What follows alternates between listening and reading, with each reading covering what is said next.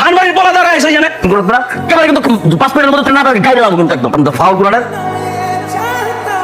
মামা চল অটো সরব আর সরব লাগবে না চল কেন এই অটোতে চৌধুরী ছোট বলা আছে আরে এই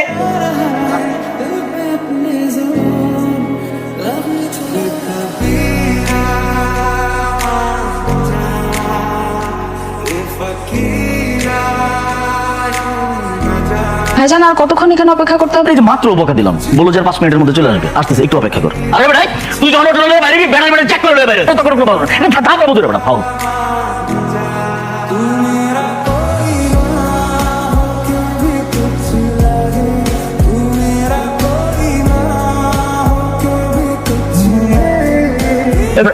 এত করে লাগে ব্যাগটা একটা সুন্দর করে গোছাই নিবি যা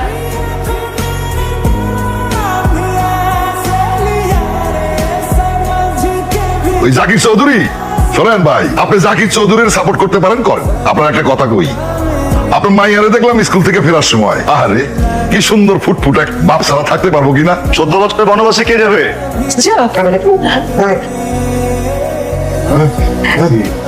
সাহেব হ্যাঁ শরীর কেমন? মনটা ভালো? শুনুন আপনি নাকি ইদানিং অনেক রাগ করেন, এটা ঠিক? এটা না করছেন না? আর এত রাগ করে কি করবেন? আপনি তো পারবেন, আপনি কাকে মারবেন? দেখো ওই পায়ে একটু ব্যথা তো তাই যাই নাই। ভাইয়া তুমি কি কোনোদিন ঠিক হবে না? করো এই বয়সে তুমি মারামারি করলে এটা মূর্তি রক্ষা করতে হলে ওদের মধ্যে করা লাগে। এবার অনেকদিন পরে আস, ঢাকায় যাওয়ার আগে ঘটনা ঘটাই দিব। বুঝি নেই ঘটনা মানে তোমরা কি আমাকে তো মারামারি করবো নাকি? ঘটনা বুঝিস নাই, তোরে আমরা যুদ্ধে পাঠামু, মানে বিয়ে করামু। আপনি কেমন করো মানুষ? সারাদিন পরে ছোট বোনটা বাড়িতে আস, আপনি কোন আকিল ওর এরকম ধমক দিলেন? মাইয়া আমার জ্ঞান দিবি না কিন্তু, তালাক নামা রেডি আছে, বেশি কথা কইলে স্বাক্ষর করে বাবার বাড়ি পাঠাই দিবি। ওর এত বড় সাহস, আমার কিছু জিজ্ঞেস না করে রাস্তায় নামছে পাখির লোকের ছবি তুলে। আমি কয়েকবার কইছি শুনে না আমি না করছি, আমার কথা না শুনলে আমি কি করব? না করার পর রাস্তায় নামছে হোসনা, এখন রাসেল ভাইপার রাস্তাঘাট বনে জঙ্গলে পাওয়া যাইতেছে। যদি যদি ওরা একটা কামড় দিয়ে দিত বইটারে কই পাইতাম। হ্যাঁ ভাইজান সত্যি আমি বুঝতে পারি না, আর কোনোদিন এরকম করবো না। অনেক যত ভালোবাসা দিয়ে বড় করছি, খান বাচ্চা আমরা এতিম বানাইছিল, আমরা বাপ হারাইছিলাম, ওরে কোনোদিন বাপের অভাব বুঝতে দেই নাই, বড় করছি। আর এখন যদি তোরা আমার কথা না শুনতে তো আমার কোনো উপায় থাকবে না। ভাই বললাম তো আর কোনোদিন এরকম হবে না, ভুল হয়ে গেছে, আর কোনোদিন ভুল করবো না ভাইয়া। হয়েছে তো, এখন ওর ভিতরে নিয়ে যাই। যা ভিতরে যা। হ্যাঁ তুই একা একা নেবো রিসোর্স, তুই জানোস না আমার ঠান্ডা রিগো পোলা পানি একা থাকতে নাই। সমস্যা নাই, আমার ডান পাশে কানপাড়া, আমার বাম পাশে দুইপাড়া, আমি তো বর্ডারে থাকলে কেউ কারো কোনো ক্ষতি করতে পারে না। আচ্ছা মামা আমি ভাইবা দেখলাম, দেখ ব্যাপারটা কি সুন্দর তাই না? বল হ্যাঁ সুন্দর না? চল না যাই, কি হয় একটু কি নাকি? কি করছ মামা তুই জানোস না চৌধুরী পাড়ার লগে আমার শত্রুতা, আমার জন্মের রাখতে কিন্তু খানপাড়া চৌধুরী পাড়া জন্মের শত্রু। তো না রাখলে তো হয়। আচ্ছা হাবু তুই যদি একটা শত্রু বানাস, সারা বছর যদি শত্রু পালো, সরকার থেকে তোর জন্য কোনো ভাতা আসে না? কোনো ভাতা দিবে এই শত্রু থেকে কি লাভ? বন্ধু বানিয়ে ফেলি চল।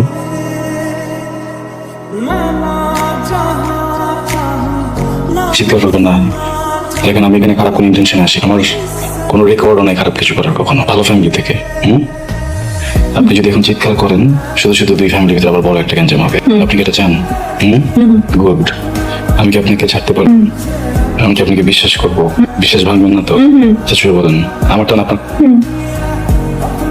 মেলা হচ্ছে, মেলা গেছে বুঝছেন, মেলা যে দেখলাম উদ্ভটদের রকমের চুরি, ওনার কি বুঝতেছিলাম না যেটা কাকলে দিব। তার কি আমাকে উদ্ভট মনে হয়? না, কিন্তু আমার দেখা সব থেকে সুন্দর মেয়ে, তো মনে হচ্ছিল উদ্ভট রঙ একমাত্র আপনি ক্যারি করতে পারবেন।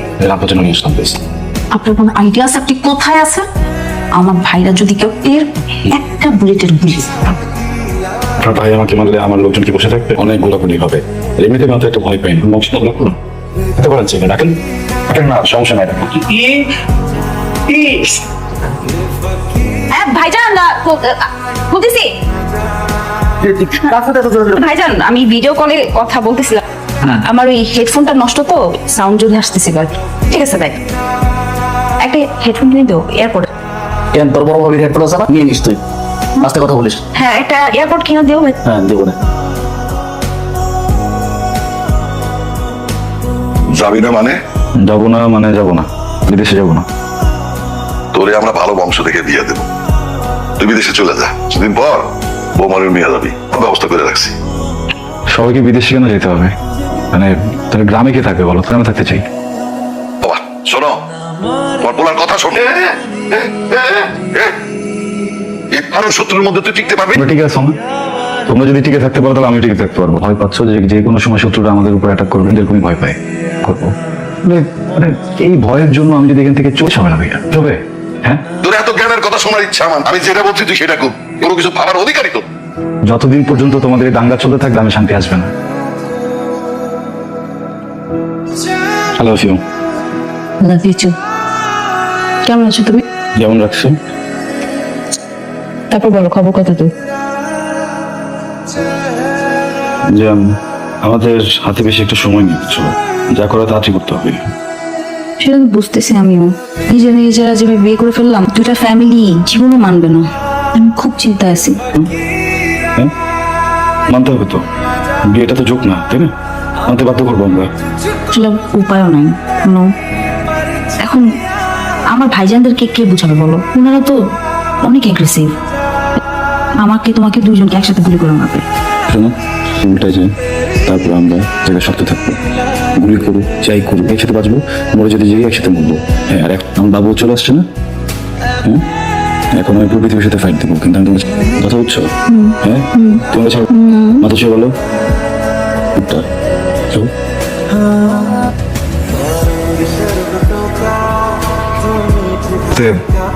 একটু আভাস দিয়েছিলাম। কি বললো? কি বলবে মা? ওদের তো খুনাখুনি ছাড়া কোনো কথাই নেই।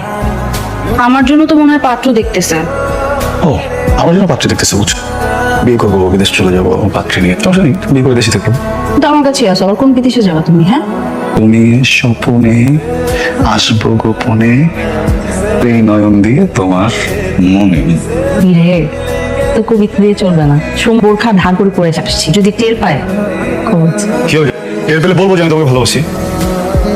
গুলি করে দিবে? তুমি বলবা তুমি আমাকে ভালোবাসো, নাকি গুলি করে দিবে? ঝাঁঝরা করে দিকে আমার বুক হয়, মরলে ভালোবাসবো কি বলো? তুমি তোমার নিজের খেয়াল রাখো প্লিজ। আসলেই সুন্দর লাগে, শেষ হয় না? হ্যাঁ, বোরখাই পড়ো। ভুলে যা সব। 2 গ্রাম এখন শান্ত আছে। 2 গ্রাম শান্ত থাকতে দে। তোর ভাই যদি জানে তাহলে এই 2 গ্রাম আবার অশান্ত হয়ে যাবো। তোর ভাই এই 2 গ্রামের মধ্যে রক্তের বন্যা বয়া দিব। আমি চাই না যে আমি আর কোনো মারামারি হোক। হ্যাঁ, আমি রক্ত তো আমার পছন্দ না, কিন্তু তোমার তোমাকে বিশ্বাস করতে হবে।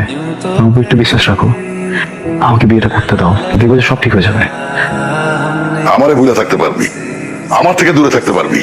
আপনি উত্তেজিত হইয়েন না, ও ছোট মানুষ, বুঝে নাই, বুঝে যাইব। তুমি আমাদের মধ্যে কথা বলো না, তুমি যাও। তো থাকি। তোমার যাইতে কইছি। যাও।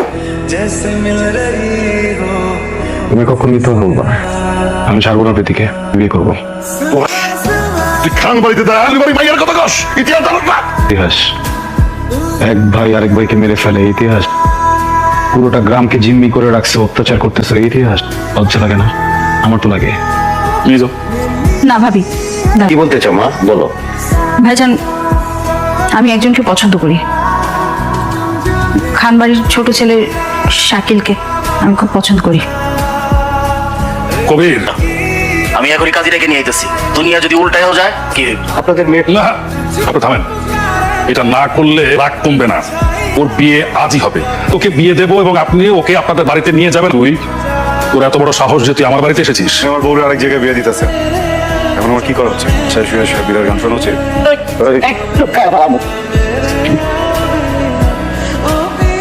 তোর বউ মানে? 7 মাস আগে আমরা বিয়ে করছি। সব ডকুমেন্টস আছে। শুধু তাই না ভাইজান, আমি প্রেগনেন্ট। 5 মাস চলতেছে। তাহলে তো এখানে আর কোনো কথা চলে না। আমার এখন উচিত ছিল তোমাদের দুজনকে গুলি করে মেরে ফেলা, কিন্তু এ আসছে, ওর জন্য পারলাম না, তাই মেনে নিলাম।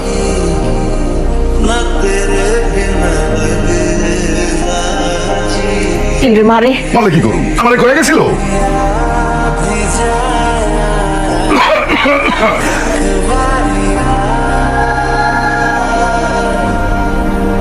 চাচাজান আসসালামু আলাইকুম। এই, মিষ্টি, মিষ্টি। যা তোরা বাইরে দাঁড়া, যা, যা। বন্ধু আজাদ বলছে শত্রুতা তো অনেকদিনই হলো। ভাই শাকিল আর আমার বোন নিষ্পাপ মুখের দিকে তাকিয়ে চলো না শত্রুতা ভুলে যে আবার বন্ধু হয়ে যায়।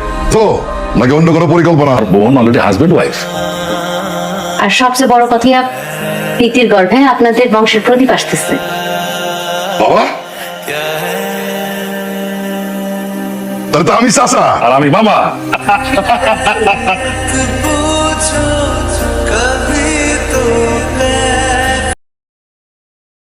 কোনো দরকার নেই, কথাটা শোনো, ইম্পর্টেন্ট কথা আপনার আমার শুনতে হবে। এবার যাইতে পেরেছি যান, কথাটা তো বলি। হ্যাঁ, যাও। এর সাথে কথা কিন্তু জামাই পক্ষরে অপমান করতেছেন, কিসের মেজাজটা খারাপ করে না জানতে?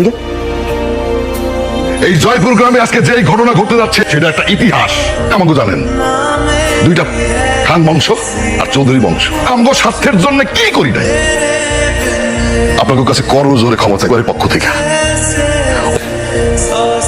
তোর ভাবি তো আমার কইছে, আমি শোন, অনেক বগিযোগি করছি, কিন্তু এই বাগান বাড়িটা আমি সব ভাবে ইনকাম করে বানাই। পত্রিকগুলো ছিল সেটা আজকে থেকে আমি আমার বই আর আমার বোন জামাইয়ের নামে লিখে দিতেছি। বন্ধু দেখো, পথে প্রীতি, সেই পুড়িয়ে আবার পথে পত্নী। মানে সব চরিত্র পেলে তো আবার ঝামেলা হয়ে যাবে। ও তো তোমার মতো চৌধুরী বংশের বেন নিয়ে আসবে না, তাই না? এই কথা বলতেছো না কেন? বাইরে কেউ আছে? কেউ না।